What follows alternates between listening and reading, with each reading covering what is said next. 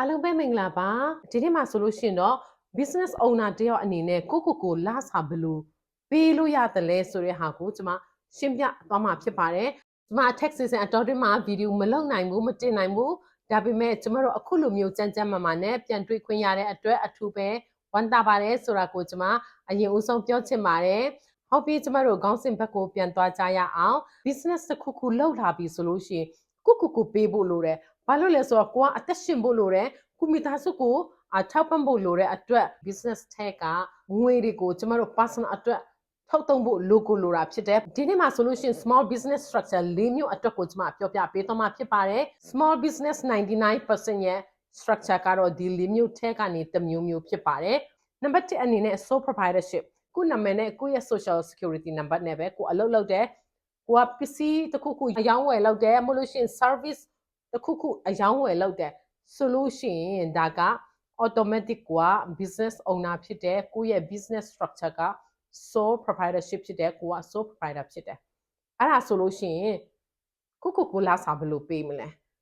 ဆိုရင်ကိုရဲ့ business ထဲကနေပတ်စံစိုက်တဲ့အချိန်မှာယူသုံးခွင့်ရှိတယ်ကို check ပဲရေး online transfer ပဲလုပ်စိုက်တယ်လို့လုပ်လို့ရတယ်ဒါပေမဲ့တခုအရေးကြီးတာက personal အတွက်ထုတ်သုံးတာဆိုပြီးတော့ကိုက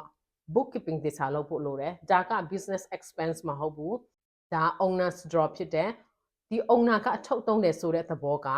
expense လည်းမဟုတ်တယ်လို့ owner ကလည်းသူထုတ်သုံးတဲ့အချိန်ကျရင်ဒီထုတ်သုံးတဲ့အပေါ်မှာ tax ပေးစရာမလိုဘူး business ဘက်ကနေကြည့်မယ်ဆိုလို့ရှိရင်လည်းဒီထုတ်သုံးတာဒီကုန်ကျစရိတ်မဟုတ်တဲ့အတွက် business expense အနေနဲ့တင်လို့မရဘူးအဲ့ဒါက sole proprietor သမားတွေကလာစာဘယ်လိုယူလို့ရတယ်လဲဆိုတာဖြစ်ပါတယ်ပြီးလို့ရှိရင်ဒီလိုမျိုး business တွေက business bank account တီးတန့်ထားကိုချရမယ်ဆိုပြီးတော့စီကံတော့မရှိဘူးဒါပေမဲ့ business ဆိုလို့ရှိရင်တော့ဒီ business အတွက်တီးတန့်ဘဏ်တစ်ခုထားတာကတော့အမြဲတမ်းအကောင်းဆုံးဖြစ်တယ်ဒါက requirement မဟုတ်ပေမဲ့ practice လုပ်ဖို့အကောင်းဆုံးဖြစ်တယ်ပြီးလို့ရှိရင်နောက် business structure တစ်ခုက LLC ဒါပေမဲ့ single member LLC form လုပ်ထားတယ်ဒါပေမဲ့တယောက်တည်းပေါ့နော်တယောက်တည်းနာမည်နဲ့ LLC လုပ်ထားတယ် single member LLC ဆိုလို့ရှိရင်တော့လက်စာဘယ်လိုယူခွင့်ရှိတယ်လဲဆိုလို့ရှိရင်ခဏက sole proprietor နဲ့အတူတူပဲ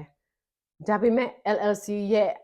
အဓိပ္ပာယ်ကတော့ limited liability company ဖြစ်တယ်သူက limited liability protection ရထားတာဖြစ်တယ်အဲ့ဒါကြောင့်မို့လို့ business bank account တီးတန့်ထားကိုထားရမယ်ဆိုတာစီကံဖြစ်ပါတယ် optional မဟုတ်ဘူးလုပ်ရမယ်အရာဖြစ်ပါတယ်အဲ့ဒါကြောင့်မလို့ business account တည်တံ့ထားရမယ် personal နဲ့လုံးဝမရောရဘူးအဲ့ဒါ LLC ရဲ့သွားပုံသွားနည်းဖြစ်ပါတယ်ဒါပေမဲ့လစာပေးတာကတော့ခဏက sole proprietor လိုမျိုးပဲကို check ရေးပြီးတော့ပေးလို့ရတယ်cash အနေနဲ့ထုတ်လို့ရတယ် online transfer လုပ်ပြီးတော့ business bank ကနေ personal bank ကို transfer လုပ်လို့ရတယ်ဒါပေမဲ့အရေးကြီးတာကတော့ bookkeeping တေချာလုပ်ဖို့လိုပါတယ် bookkeeping လုပ်တဲ့အချိန်မှာဒါက owner's draw ပေါ့နော် owner's draw တွေက owner ရဲ့ equity ကိုယော့စေတာဖြစ်တဲ့အတွက်ဒါ business ဘက်ကနေကုန်ကျစရိတ်အနေနဲ့ပြခွင့်မရှိပါဘူး owner ရဲ့ပိုင်ဆိုင်မှုကိုယော့စေတာပဲဖြစ်ပါတယ်ကိုယ့်ရဲ့ personal ဘက်ကိုကြည့်မယ်ဆိုလို့ရှိရင်လည်း tax ပေးစရာမလိုဘူးပြီးလို့ရှိရင် sole proprietor ဖြစ် LLC ဖြစ်ကို1099မပေးရဘူး W2 လည်းမပေးရပါဘူးယူလို့ရတယ်အခုကျမပြောတဲ့နည်းတွေနဲ့ယူလို့ရတယ်ဒါပေမဲ့1099မဖြစ်ရဘူး W2 မဖြစ်ရဘူး record keeping data လုပ်ဖို့လိုတယ်ပြီးလို့ရှိရင်နောက် structure တစ်ခုကတော့ partnership LLC တစ်ခုမှာလူနှစ်ယောက်ချက်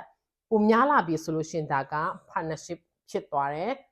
partnership ဖြစ်တယ်ဆိုလို့ရှိရင်လစာဘယ်လိုယူလို့ရတယ်လဲခဏက sole proprietor နဲ့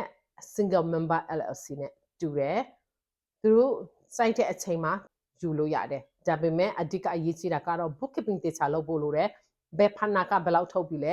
သူ့ရဲ့ basis ကဘယ်လောက်ကျန်တယ်လဲအရင်အရေးကြီးပါတယ်အဲ့ဒါကလွယ်လို့သူက W2 လည်းမလိုသလို1099လည်းမလိုပါဘူးရှင်နောက်တစ်ခုက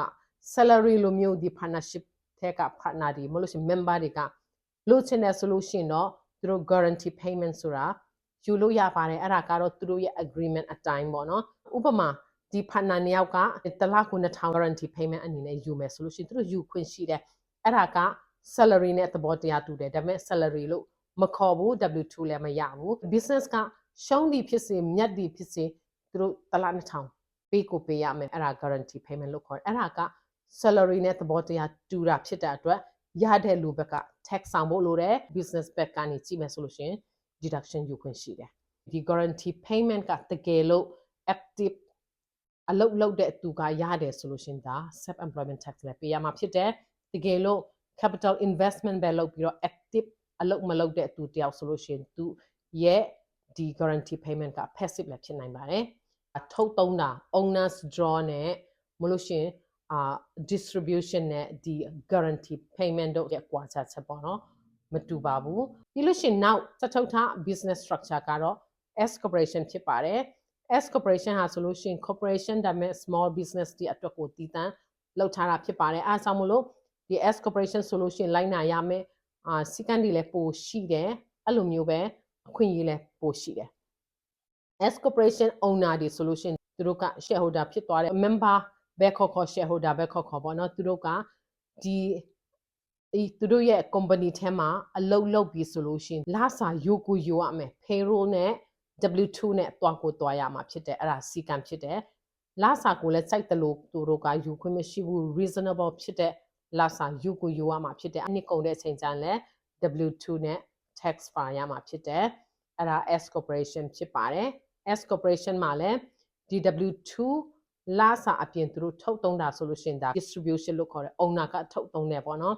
ဒီ owner ထုတ်သုံးတာကကြတော့သူ့ရဲ့ equity ကိုထိတာဖြစ်တယ်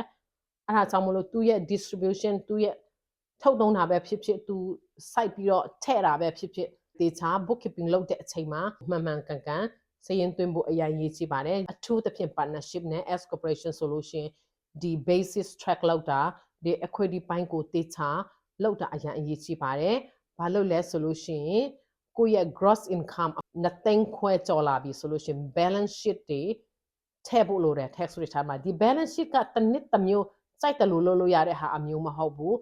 ဒေတာ bookkeeping လုပ်ပြီးတော့ track တဲ့လူမှပဲဒီ balance sheet ကသူလုပ်နိုင်မှာဖြစ်တယ်မလို့ရှိရင်ဒီ balance sheet ကမှန်မှာလည်းမဟုတ်ဘူးပြီးလို့ရှိရင်တစ်နှစ်နဲ့တစ်နှစ်လည်းအဆက်ဆက်ရှိမှာလည်းမဟုတ်ဘူးဒီ balance sheet မှာဒီ owners တွေ shareholder တွေရဲ့ equity ကိုတေချာ track လုပ်ပေးရတယ် retain earning ဆိုလို့ရှိရင်အမြဲတမ်းတစ်နှစ်ပြီးတစ်နှစ်အဆက်ဆက်ရှိရမှာဖြစ်တယ်ကို salary ယူတဲ့အချိန်မှာဘယ်လိုယူတယ်လဲဘယ်လို bookkeeping မှာတေချာ record လုပ်တယ်လဲဆိုတဲ့ဟာကဒီ equity ပိုင်းကိုအများကြီးထိတာဖြစ်ပါတယ်တကယ်လို့ကျမနဲ့ဆွေးနွေးချင်တာတခုခုရှိတယ်ဆိုလို့ရှိရင်ကျမကိုအချိန်မရွေး contact လုပ်နိုင်ပါတယ်ကျမရဲ့ website ကိုသွားပြီးတော့ appointment ယူလို့ရတယ်လို့ကျမရဲ့ email နဲ့ဖုန်းနံပါတ်နဲ့လည်း contact လုပ်လို့ရပါတယ်ကျေးဇူးအများကြီးတင်ပါတယ်